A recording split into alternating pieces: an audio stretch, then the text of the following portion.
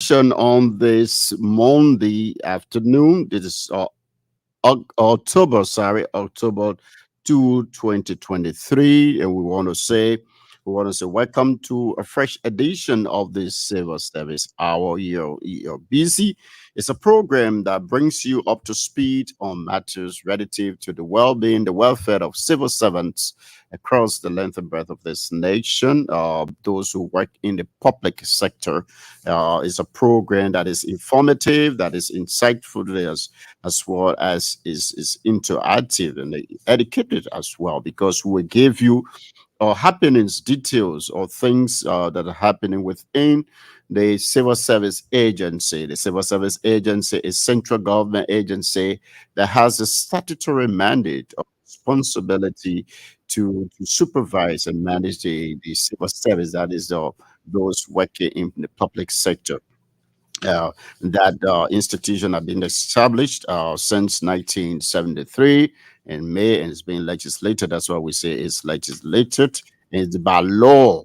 It's by law. It covers every in terms of recruitment of Liberians through the proper means through the civil service examination. It recruits Liberians into the civil service. When Liberians are recruited, it makes them to observe the level of professionalism. That is, they know exactly what they are doing, because and it is all the agency also protects civil servants against any form of let's say job incidents that could lead to situation that will be unhealthy to them. And it also helps to uh, caution civil servants to read the standing orders, to know their do's and don'ts, because the standing order is what guides you, as a civil servant, to know exactly what are your rights, what are those things you ought to do, what are those things you shouldn't be doing. And it also helps the head of institutions or agencies or ministries to know how to govern themselves in terms of managing civil servants. So again, this is a program that comes out every morning called the Civil Service Hour. I am the presenter, Joseph Eneswen, Director for Communications and Public Relations at the Civil Service Agency.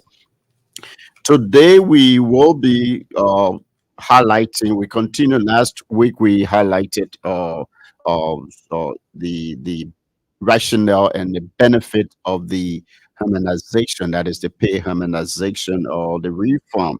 What did it do? Because as an agency that is responsible, that have we are the technocrats. Well, it is our duty, and as the unit of communication, it is our duty to educate people, educate Liberians, educate civil servants, and the public alike on those reforms that took place, especially with respect to the pay harmonization. Because wherever you go now in the corners, some people are being disinformed, some people have been misinformed, and so it is our duty as the technical hub of it to come out and bring out this information, to highlight this information.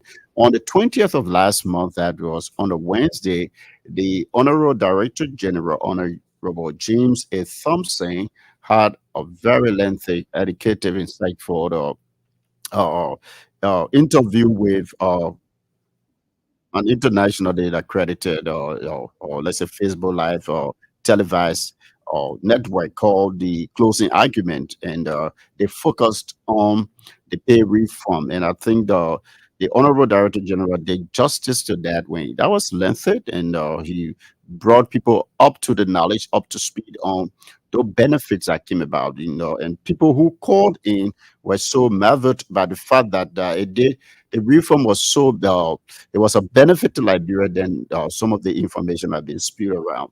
So we thought today to go through some of the highlights. I mean, sorry, last week when we started to the calls were flowing in, we had to sign out because we started late. For this time around, we're going to start very early, very early. We ask you to join in the conversation 080514096. 080514096. I would believe before we have, I will ask my producer when we had like 30 minutes to sign up time, or 20 minutes to sign up time, you will inform us so that we can open the line so that you can make a contribution. But for now, we have to highlight some of the issues. We'll talk about some of the achievements that are taking place there at the Civil Service Agency. A lot more since 2018. A lot more have taken place under the flagship, under the stewardship of Honorable James A. Thompson and his team, and by extension, this government. Now, so much has been done. So we as the hub in it, we need to bring it out so that people get to understand and get the clearer understanding of this information that been passing out. So we will look at today. So we look at pay harmonization. As I said, we will focus on pay harmonization, and we uh, enumerate some of the other achievements that are taking place or are taking place there at the Civil Service Hour. We want to say, join us on this show. This is the Civil Service Hour here on ELBC. It comes up between 12:05 to 1 o'clock. And we'll say, this is a program wherever you are. Wherever you are, you're in Bapolo, you're in Lofa County, you're in Maryland County, Grand Creek County, River G County. This is your program. This is a program whether you're in Margibi County, Montserrat, Grand Bassa County, Riverside, Sino, Grand Gila County. We want to say this is a program. Wherever you are, civil servants, this is a program. Take ownership of it and raise your concerns. Those who can answer, we will. Those who can, we will reference you to during our next show. We will have to bring those information to you. But we'll say this is a show. Join us on 080-514-0996. Once we open the line, we make sure that we take all of the concerns and calls. So we want to say this is the Civil Service Hour. So today we just kickstart so that we don't delay more like we did the other time. So we say, what is pay harmonization? Pay harmonization. I mean, everybody in the corner, everybody gets an pay harmonization, but it's good for us to know exactly what pay harmonization is. So, according to what we have here, we say the merger or putting it together of a dual pay system. In time past, before this administration, I mean, we had dual pay system. So you have the basic salary that was paid in the in Liberian dollars and managed by the Civil Service Agency, and then we had the general allowances, and that was paid by the Ministry of Finance and Development Planning, but managed at the discretion of the heads of the institution or agency.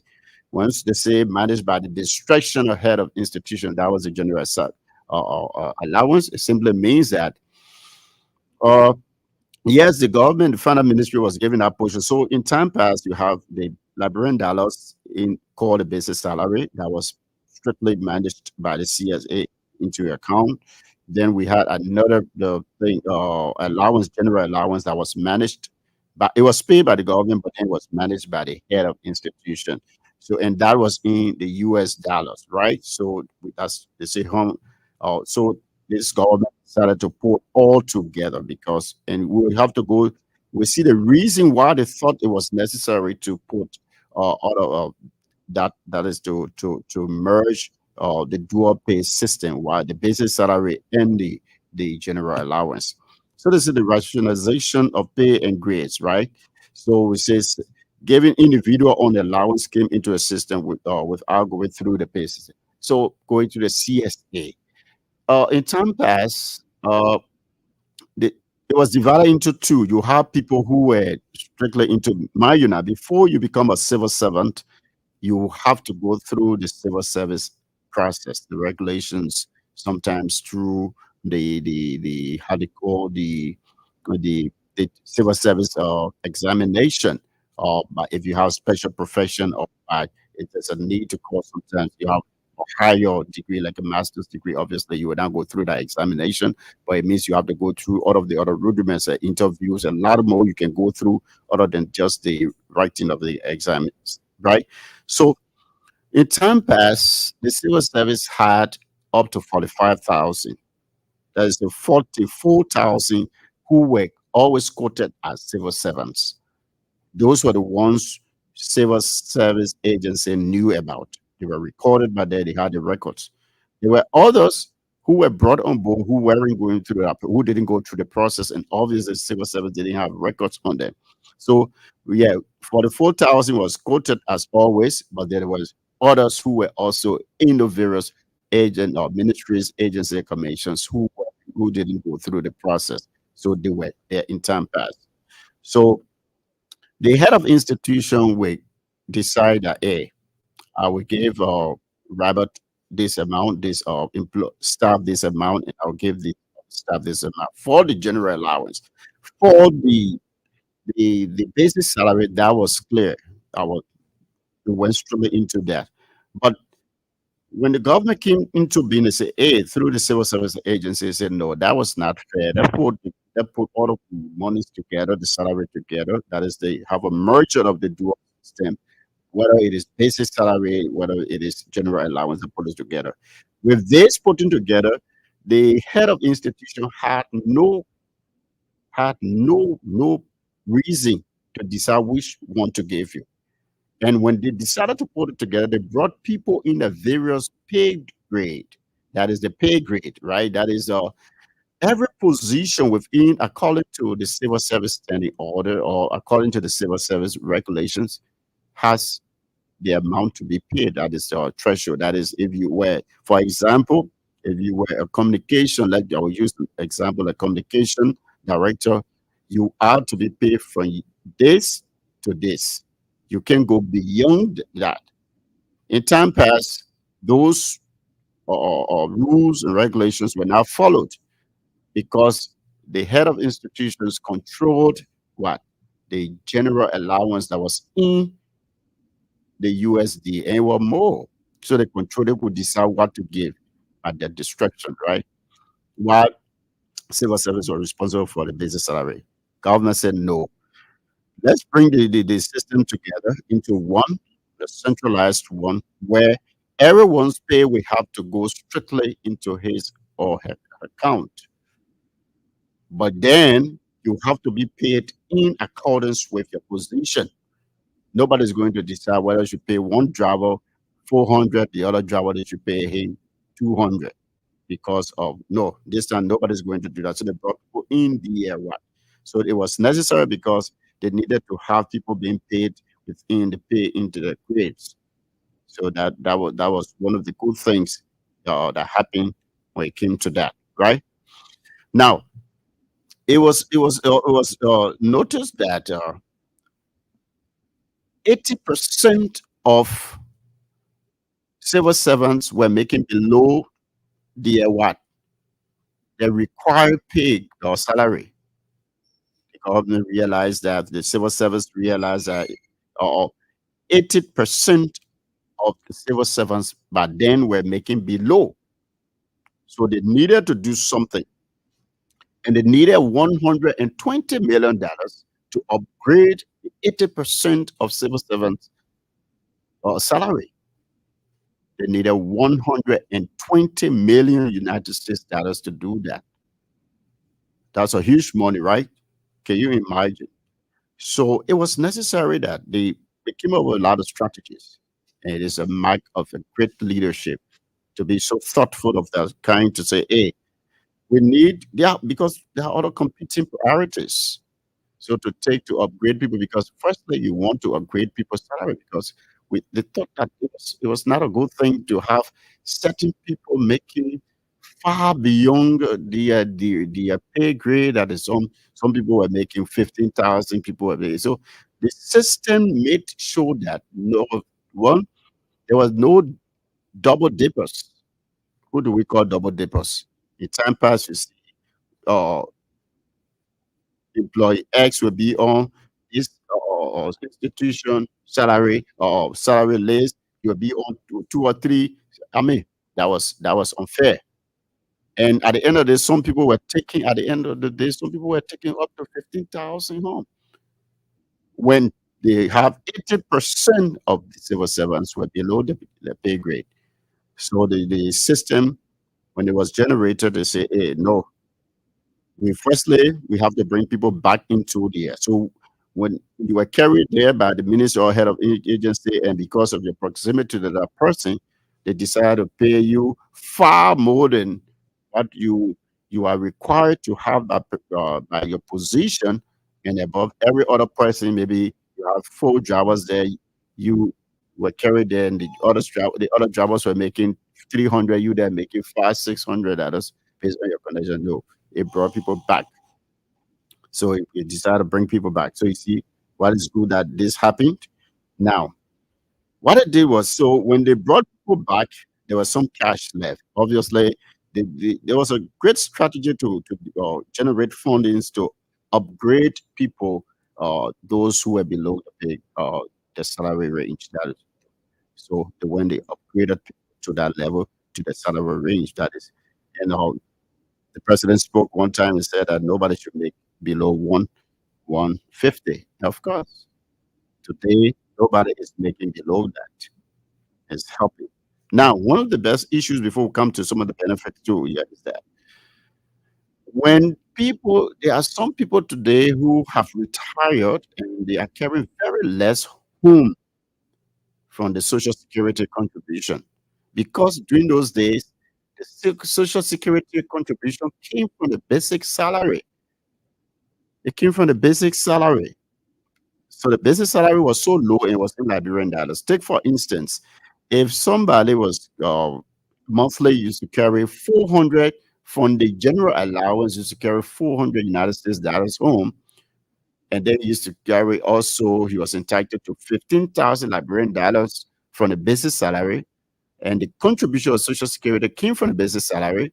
It means that the 4% that he needed to pay, he was paying like $600 Liberian dollars. He was contributing 600 Liberian dollars to the Social Security.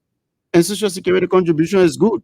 The more you put, the more you get when you should have retired. So it's good when people, when they come to you and say there's a deduction, let's deduct for Social Security, it's for your benefit. So you realize that the 600 were putting up from the Liberian dollars, and the US from the general allowance were carrying home without any deductibles. Now they have retired, they carry little home. But this system has helped in a lot. Now, the reason somebody may feel that the money was cut is this. I just want to spell it out. When this system, the pay reform decided to have a merger of the dual pay system, put both the basic and the allowance together. They agreed that person that was making 400 and now making 15,000 Liberian dollars, 400 United States dollars came together. He's making $500. Let us zoom that he's making $500. So if you take 400, that is, you take the 4% of the contribution on the $500, he's making a significant contribution to or for his future through the National Social Security. So you see that and once you are in that bracket, you're making a higher contribution as compared to the lower one you were making that wouldn't have benefited you. So with the merger of both the basic and the allowance, and you having the whole, and you make a good sum now, you're taking a little, it's a good thing, a huge contribution you are making. So that tomorrow when you start retire and go to the National Social Security, you see that you'll be taking home something good, unlike those who were just paying for the basic salary at that time. So it was a good thing that it happened that way. Now, another strategy they used that for that system, the system used was that they informed head of institutions and agency A, if people retire, do not automatically what? Replace them by hiring people. What you need to do is that you upgrade people, and whatever it is, you upgrade people's salary from there, from that position. Because instead of bringing people here and there, that way you wouldn't see an influx of employment. There was a system that gradually do this, and I think it was this is laudable. Limit the replacement after retirement, or some people termination. That is, some people even resign. They leave the public sector to go to the private sector. Some people they did some things that had a propensity to dismiss them. Of course, they were dismissed, and they said no. Limit it. Do not just rapidly bring about replacement out of the things. Because why? There was a need to upgrade the 80%. Can you imagine? 80% of the civil servants at the time were making lower than the salary required, the job required. And that was what one of the good things this reform has done.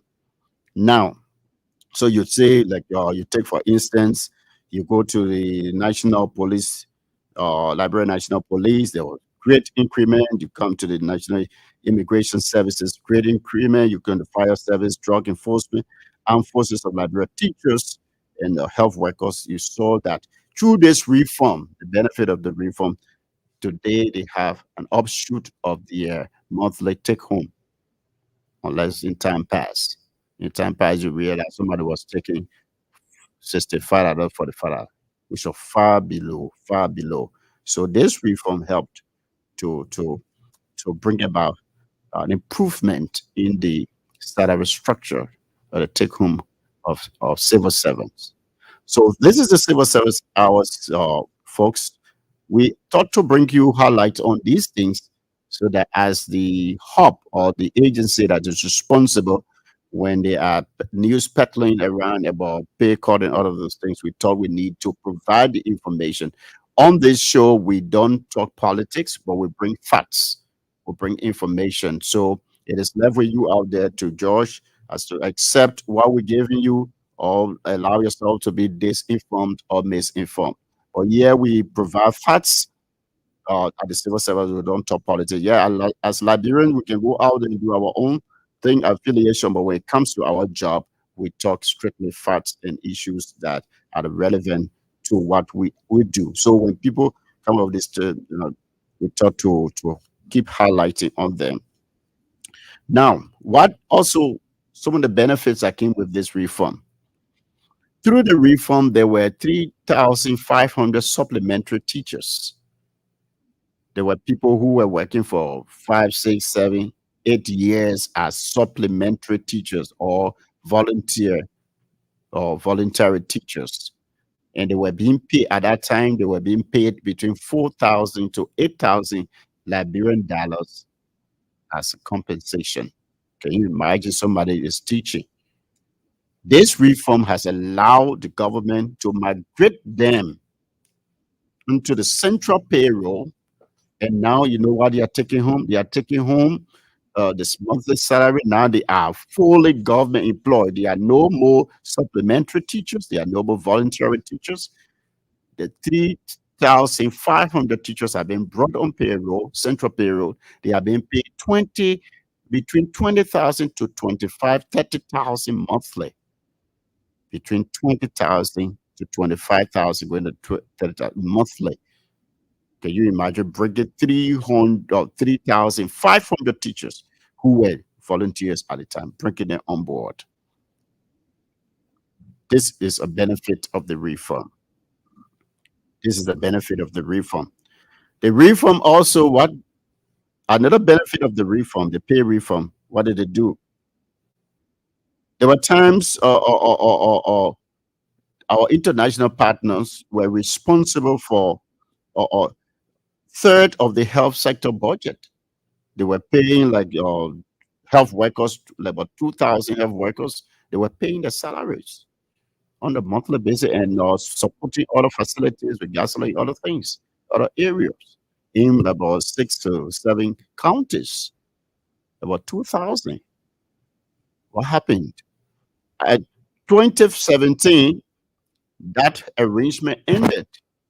I mean, there was donor fatigue, and they decided that they could not do it anymore.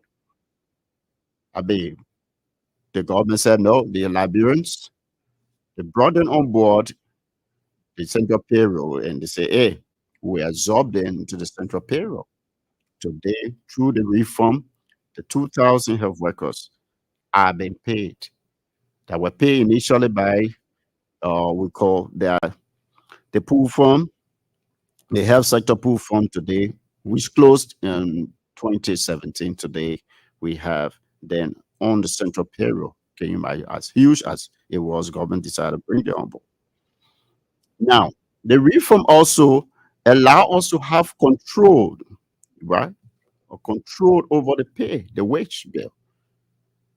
So in time past, you realize that you don't have to. One time, the wage bill will go this high, it will keep climbing, and sometimes you don't even have control over it. But today, my boss can sit right in his office and tell you exactly how many persons on this ministry payroll. We have a centralized payroll now, a pay system. It is not by distraction or head of institution where they decide to give you this, they don't. Now your salary goes strictly into your account. It doesn't go in. It goes strictly into your account, and then and nobody has control over it besides you. So we have a central payroll and an automated one as well. The payroll system is, and what does it do? It creates efficiency and savings. At first, you be the bulk transfer to agency for payment or salary to employees. No bulk transfer. No, this is through the reform. They said no. So he says that right here, they send the domain to him. He looks at it. If there's any addition, he query it. He asks why this, why not. Because mind you, the system is such that before you even carry out employment or you put anybody on the payroll, it must come through the civil service agency. In time past, it wasn't. So you see the civil service agency that has a grip. And it should be because civil service agency is central government agency that has the statutory mandate by law that should manage the civil service because it's an independent body. This is the agency that reports directly to the presidency and not to any other ministry or the because we supervise the entire public sector in terms of civil servants. Whether you want to employ, you must pass through the personal action notice. You must have it. These days, you must go. You must have it. If you don't have, you don't have your pen is not fully, let's say cleared up. I mean, it becomes a problem for you. So every employee now, every civil servant now must have the pen as the personal action notice, and it has to be processed. The NRR, you must have. People are paid on that now. You must have it before you are paid. So we have the reform has created a lot of control system. I mean, absorbing 303,500 supplementary teachers, absorption of 2,000 health workers, a control of the numbers of you have numbers you should control those who are there working in the system. You don't have to be guessing. Today, you can just by the snap of his finger, the honorary director general can give you the amount of civil servants assigned or employed at each ministry or agency. In time past, it wasn't. And before payment is done, all of the domains will have to come to the civil service agent. We have to look at and do all of those things. I mean, so you have a system. So when sometimes when people make issue out of those things and want to talk politics out of it, we thought as the agency responsible that is our duty. It is incumbent upon us to come out and bring out this factual and relevant information. We don't talk politics. We are like we're entitled to be having political affiliations, but when it comes to our job, we give you facts. We just hope that people will learn from these facts and understand and know exactly who is saying what the truth and who is not saying the truth.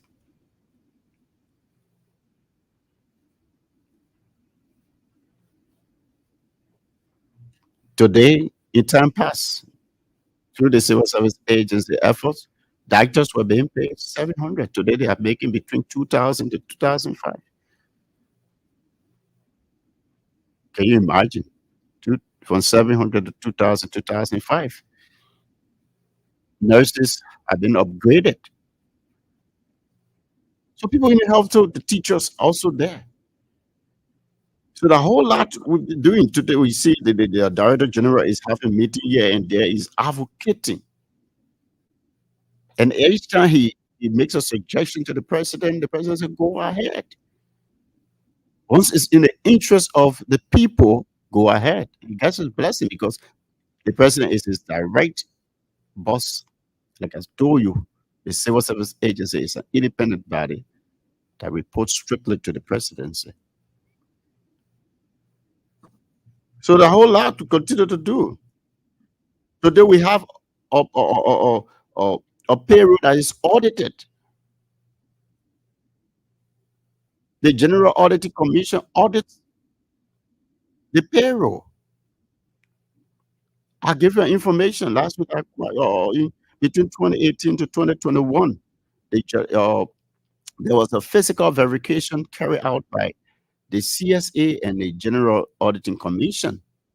They went from county to county. They went from ministry and agency to wherever to see. Physical verification means they come to the LBS. They say, LBS, give us the listing of your people. They call them name by name, and you come. They show us your documentation, your documents, and they see you face to face. When that exercise was done, report that came from the exercise pointed out that about 10,000 civil servants were unaccounted for. And by virtue of that, it needed to be blocked from the payroll or deleted from the payroll. But the president said, no, give them the second chance. They invited, quite recently, we invited civil servants again. People, I mean, you can feel for people coming from all walks of the country coming, but they needed to come though to go through the process. And again, it will interest you to note that when they came out of the 10,000 persons that were unaccounted for during the first phase of that verification, the second exercise could only account for a little over 2,000. It tells you that there have been ghost names. So this reform has also taken away, it has reduced that ghost names, the ghost names that were there. It has taken away the double dipping. You won't have one person on ministry X salary, he owns ministry D salary. At the end of the day, he posts all based on his own relationship and whatever he owns, multiple salaries. So there's not that. I mean, one of the questions they asked my boss during our interview, they said whether there's no ghost names again. There are no ghost names again. He said, fighting ghost names, it is not an event, it's a process. But we can tell you that we've done enough and we continue to fight against ghost names. And I think we're making the headline. So we just start to bring you the information so that you get to understand what it is, what we're going through. So go check like we talk about the 4% now, people who, because of the merger of the dual space system, those who for a certain bracket of higher they pay a little higher contribution. And when it's high, it's good for you. The more you benefit from it. So you see people complain that, oh, I'm taking, I say so, you are taking one or 5,000 Liberian dollars. It means that before then you're only paying on your basic salary and you're carrying the US on free. Today, to put everything together, you are in certain bracket because you contribute based on your bracket. So, folks, this is the Civil Service Hour. It's an informative, educative, interactive program that is programmed by the Civil Service Agency. Yeah, the ELBC brings you up to speed on matters relative to the well-being and welfare of civil servants across the length and breadth of this nation. We're here to bring you information, factual information, achievable things done through that are done by the agency and for you. This is why, because you are civil servants are the catalyst to transmitting government's policy into reality. Because whatever policy governments have has, it is the civil servants. This is why civil servants are key. They are very important people. They are not taken for granted. This is why they are what. Besides, they have to be qualified. They must be professionally driven. They should know the job. They know that they should put country first. And then again, must be motivated. This is why too many things under the flagship of Honorable James A. Thompson and this government by extension, too many things have come. So I will just bring you some tidbits on that. We'll go for a little break. When we come back, then I will bring you some other things up there. So this is the Civil Service Hour with John Yusuf. We get time to play, time to work. Work without play, my begin, when jack on top. Hey, are you in the employ of government ministry or agency and want to know about the civil service agency, this sector of government that is responsible for recruitment, civil service test examination, performance management, and other information regarding the workings of the civil service agency? Civil Service Hour is that program you can get all the answers you need. Civil Service Hour is a 50-minute informative radio program that comes on EOBC Radio beginning Monday and every Monday at 12:05 in the afternoon. The program highlights civil service agency responsibility in managing the efficiency of government's workforce and disseminate government information to those in far-to-reach places. Civil Service Hour, a means of getting vital information to civil servants in counties other than Mosorado County. John Joseph Swain, Director of Communications and Public Relations, Civil Service Agency, for this informative radio program, Civil Service Hour, every Monday at 12:05 in the afternoon. Don't miss it. If we want to build this nation, follow how we. So, folks, welcome back. We want to open the lines. It says 080-514-096, 080-514-096 is the number to call. As we go through, you can call. We open the lines now. Last week, we didn't have much time, so sorry, we just have a few calls. Today, we'll open the lines sooner, 080-514-096. But while we are waiting, your conversation, we will be making other points. That was some of the achievements that we are making at the Civil Service Agency. So, coupled with that, we also have. Hello. Hello. Yeah, hello. Yeah, your name and where are you calling from? Yeah, I'm Emmanuel S.F. Bumi. Okay, calling Emmanuel. from Montserrado. Okay, sir, your concern, please. Thanks for calling. Yes, sir. Yeah, Chief. Yeah, sir. I think the studio guest there, and we're listening to him carefully, but I have a little doubt, and I would like for him to please clarify for us. Please do, sir. I am one of those that were retired 2020 Okay. from the Ministry of Justice. And up to this time, we have not heard anything about any kinds of compensation from government.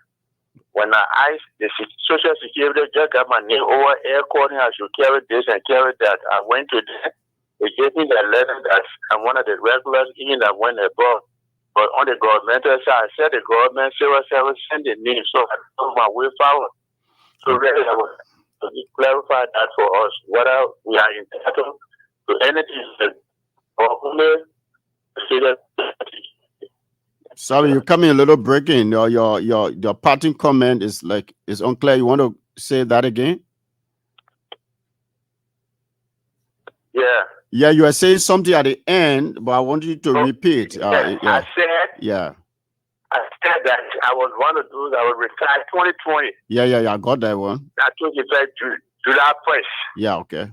So up to this present, I've been going to Social Security and what have you. We see that just recent times, Social Security gave us green letter. Okay. And only restricted to what they're supposed to have been giving me. And they say I even went above the required essentials that they needed. Okay. But on the governmental side, there have been nothing. When I asked, they said government had not sent the listing, had not sent any name. Every time they got my name over here, that I should go carry passport size picture and carry my ID card. It may say not from their end, maybe from where they started, but every time I go, no head, no tail. Okay, so okay. I tried asking whether I should go to civil or whatsoever, no response. But up to now, I just want to know whether we who were retired, whether we have anything to be given to us from the governmental side instead of instead of Social Security, sir. Okay. Okay. Thank you. I got your point. Keep listening. I will make reference to that. I will answer that. Yeah. All right, sir. Thank you so much for following the show. Thank you. So while we are waiting, let me just say, Emmanuel, you in rural Monserrado. It means that you are closer. Yeah. Okay. We have another caller. Hello. Okay.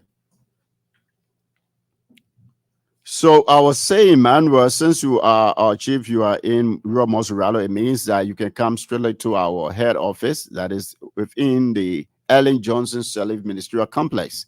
Hello? Hello, your name and where you calling from? Yes, hello. Yeah, hello. I'm Anthony calling from Matari. Anthony from Matali, yeah, your Yeah. concern, please. But Anthony, can you walk away from your monitor? I'm hearing Yes, myself. I listened to your explanation. That was quite. Okay, I'll come. Yeah, you getting me now? Yeah, clear. Okay. Listen to your explanation. That was pretty well. Most especially when it comes to the recruitment of teachers when it comes to civil servant business and other agencies around Liberia. Yeah. So, sir, I want to get a clarity from you there. Yeah. Are you getting me? I'm getting you loud and clear. Yeah. So, what if a person was working for government, but then probably was on a C certificate salary or B, and then in a twinkling of eyes, and then that person will upgrade himself to a BSc level, getting a degree. But why it is that when a person try to follow their paper for them to be upgraded to that BSc salary, it's not just something easy. Can you please clarify that for me? Okay. Anthony, let me take another call. Just keep following. Thank you for your concern, your call. Thank you. Hello, your name and where you calling from? Hello. Okay, so Emmanuel, I was saying that you say you retired in 2020, July 1. But you've been going to hello? Yeah, hello. Yeah, your name and where you calling from? Yeah, I'm Emmanuel Bakley, calling for Sokime. Emmanuel Bakley, right? Yeah. Okay, what's the concern, sir? There's something I want to find out. I don't talk in politics. Go ahead, Chief. But I want to ask two questions. Number one, the retiree, like those that work for 25 years with entity and they are retired. Yeah. Are we part of the civil servant equipment? Number two, the paper say when he take power, he will reduce the civil servant. So I don't know how you put looking at it. We are fair. Okay. So that your concern, right? Yeah. Okay, Mother, just keep following up, yeah? Thank you. So we have two Emmanuels. Okay, so the first Emmanuel from rural Monserrado, you said, what I want you to do. Oh, I still have another call. Sorry. You should try to answer. Hello, your name and where you calling from? I'm laughing because the punch has left. I would like to know. Your name, please. Your name and where you calling from? My name is Rosa and I work at the capital building. Okay, good. Okay. I would like to know when we got employed in 2022. Okay. And we have finished paying issues when it comes to Social Security, not having an ID card for civil servants. So, like, we are about to go through the election. We don't know how it may turn out. But we pray that the current regime be re-elected. So I would like to ask, like the caller said, why in the former TV is letting people who are recruited by this oncoming payroll. So why the people stand? Because we have some of our colleagues within the system that will be moved in the town of Manasari and they come and reinstate them back. And why people of them, including people that were employed at the capital building from the civil service department. Thank you for affording the opportunity. You're welcome, Bayo. Your points. So we have another caller. Okay, so I will make an attempt to answer all of those few questions. To Emmanuel, we want to say like you enrolled Muscle Rider. I want to say you can come to our office because you said you always NASCOP is calling you, but then they keep telling that you have to start because you have worked for Ministry of Justice. I don't know whether you have gone to your ministry to ascertain on the matter before coming because there are three entities involved: your ministry, that is the ministry that employs you or that retires you, the civil service, and then NASCOP, right? So it goes like that. So because normally the list will come from your ministry before it comes to civil service. Civil service only processes, the entire retirement system. So what I want you to do, firstly, go to your ministry and inquire from your HRO. Your HRO will now link you up and give the information that you just said to us. And if that is not, I think they will also send you to CSA and the Welfare Services Division that is responsible for processing retirement and pensions scheme. They will give you more detailed information as to what you need to do and what the process is like. Anthony from Matari, you talk about some upgrading. That is, now you have upgraded to BSc. It becomes a little difficult to. So, Anthony, normally what happens is that if everybody, it takes time. People are being upgraded, right? The process is there. It's just that it would take a little bit of time because you can have everybody being upgraded at once. So it's a gradual thing. And then again, we want you to know that when the agency sends you, the other time our HR was here, and I think I'll have to bring him back so he can explain these things further. When the agency sends you on status, then there's a possibility that there's a room for upgrading, right? That is you taking from one step to another. But if you went on your own and did it, mind you, payment salary is done by what?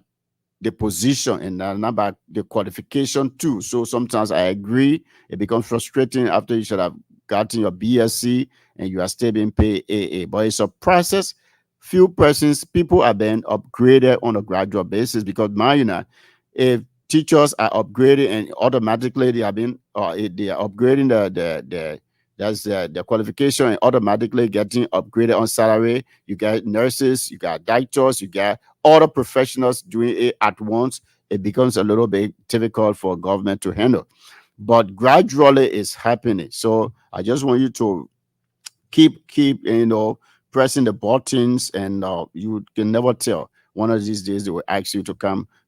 You see yourself, your salary being upgraded.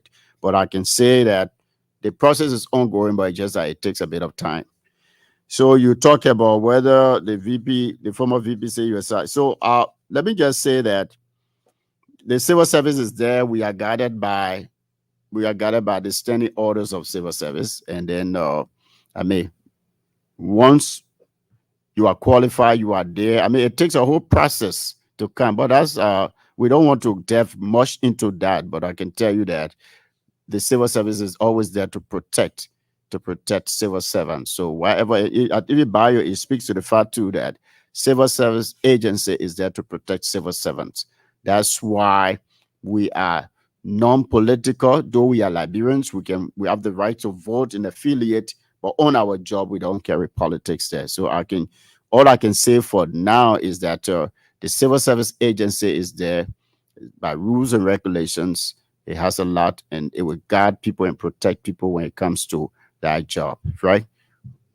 So I've just been told that I have to wrap up. You talk about you also talk about ID. You don't have the civil service. Yeah, as I speak to you, the process will soon start when we have civil servants having the ID. The process will start. The Director General and his team working on it with the NRR. And very soon we have civil servants being identified through the civil service civil servants ID. But for now, we still have the NRR, so it's also a national thing. You could use it, so there shouldn't be any problem. So rest assured, the civil service is there to protect us, as it is there to recruit qualified Liberians, and we're making sure the Liberians are professionally driven. Is also there to protect all civil servants. So rest assured, nobody's going to come to say they're going to just take you off like that. But I can tell you that, yeah, this is the civil service hours on ELBC. I've been the presenter. I've been told that my time is up. I've been your presenter, Joseph Ernest Swin, Director for Communications. I was just telling you, giving you highlights on some of the great achievements that we've done, and through this pay reform. The pay reform have been so successful in bringing benefits and great relief to civil servants. In fact, this government has rescued civil servants more than any. Thank you. I've been the presenter, Joseph Ernest Swin. Bye and see